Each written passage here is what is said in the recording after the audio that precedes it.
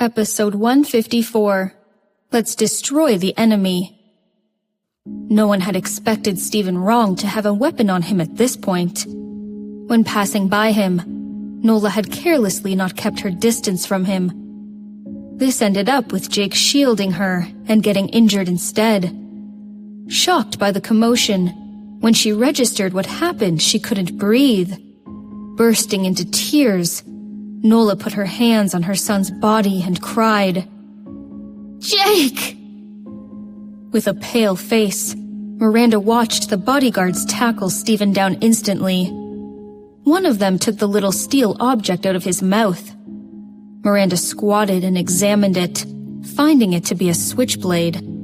It was very small, about 2 inches long, but the blade was sharp. The whole weapon was covered in blood. The sleeve of Jake's dark suit was drenched in blood.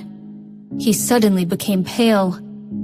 Noticing how emotional Nola was, Jake said calmly, "Mum, I'm okay."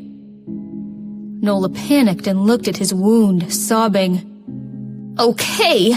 You're bleeding so much. Let's call an ambulance right away."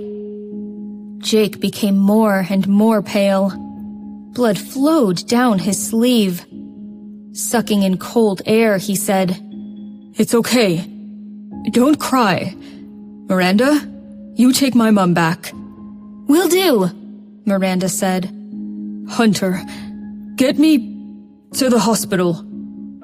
Jake was hardly conscious. His hand on the wound was bloody. With a hand over her mouth, Nola wailed.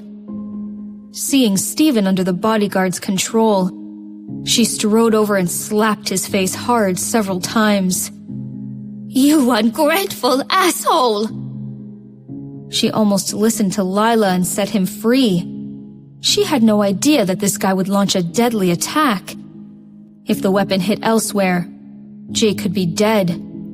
The more she thought about it, the more scared she felt. Kicking his stomach, she cursed. "Scumbag!" Stephen let out a scream, but then laughed happily. Miranda gave him a stare and cursed. "Asshole!" Gazing at him deeply, Jake looked as calm as ever. A devil-may-care attitude. A sinister way of doing things. A good hacker was the impression Jake had about Stephen Wrong. No matter how tough the Robinson family were, they were the military and the backbone of the country. Jake had always followed Captain Robinson's teaching. Don't attack unless under attack. When he'd just caught Stephen Wrong, Jake was in a hurry to find Serena and had no time to deal with him. He had no idea that Stephen would be so sick. Carrying a weapon was normal, but he hid a switchblade in his mouth. This style simply did not look like it belonged to the offspring of a general. However, Jake did not have much time to think more. More and more blood came out of his wound, and he was only half conscious. Looking at Miranda, he said, "Do not tell my wife about what happened. And Mom, you don't tell the family either." His voice became weaker and weaker. The hunter saw that and carried Jake on his shoulder, running out of the door. After his wound had been treated, it was early in the morning. Jake passed out because of the loss of blood. Luckily, no nerves were injured. After stitches and a blood transfusion, he was sent to the ICU. Serena was sound asleep, and she had a dream where Jake was fighting Stephen Wrong. She was yelling loudly, asking them to stop, but unable to make them. All of a sudden, a huge explosion made most of them disappear, with nothing left. Soaked in cold sweat and immense terror, she opened her eyes abruptly, feeling her heart hammering in her chest. Such a horrendous nightmare, with no presentiment at all. It was the first time Serena had this kind of dream, which made her feel even more anxious. She took up her phone and called Jake's cell, but no one picked up. Serena felt even more worried. Why no answer at this time? She checked the time, and it was 2 a.m. Jake had always been a light sleeper. If he heard his cell phone ringing, he definitely would pick up. Was it powered off? Or was there no signal? Her mind a mess. The 5th time Serena called. The call went through. "Sweetheart." Hearing Jake's voice, Serena immediately felt relaxed. Her eyes wet, she asked, "What took you so long?" "I'm in a meeting with a Chinese partner. Tomorrow I might go on a business trip." Serena heard that and felt skeptical. As she remembered, he did not have any important project going on. Why is he suddenly so busy? What project requires a meeting at 2 a.m.? You don't sleep well these days. Go to bed early. Why are you still up? I can't sleep. I had a nightmare. Serena felt upset and curled up her body, placing her chin on her knees. I dreamed of you fighting with Stephen wrong, and then something bad happened. Jake froze, and then glanced at the bodyguard at his side. The bodyguard blinked and felt puzzled. Little fool. Dreams are the opposite of reality. That means I'm very well. Hearing that, Serena felt relaxed and said, Right.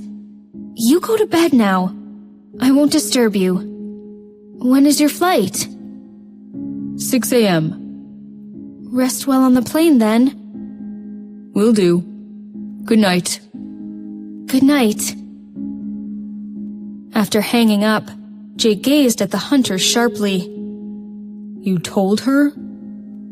Who? The hunter asked, and immediately realized who it was.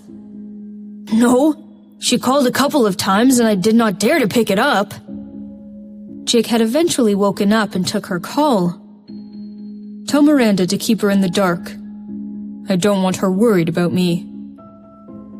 Then, he lifted the sheet and went out of bed. The hunter was startled and said, Mr. Robinson, the doctor said you should remain still. The wound is deep. I'm going to the bathroom. Okay, I'll help you get there. I'm married. The hunter felt awkward. You can't even have a man helping you to the bathroom after getting married?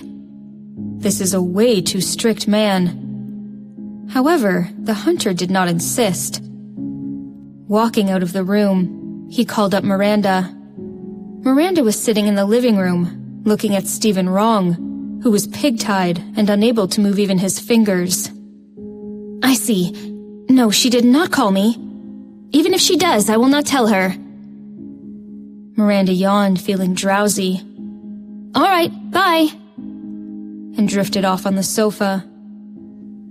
A little past 3 a.m., the door was opened, and Miranda was awakened in terror.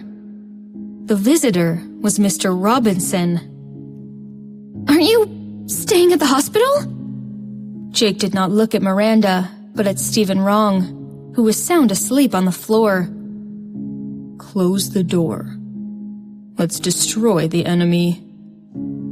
Jake walked steadily, his face stern, as intimidating as always. Because of his pale complexion, he looked colder, more terrifying. The hunter closed the door hurriedly and heard Jake's command. Keep him alive, and you could do whatever you like with him. All the bodyguards were unable to speak. Hearing Jake's command, all of their eyes lit up. Whatever they like.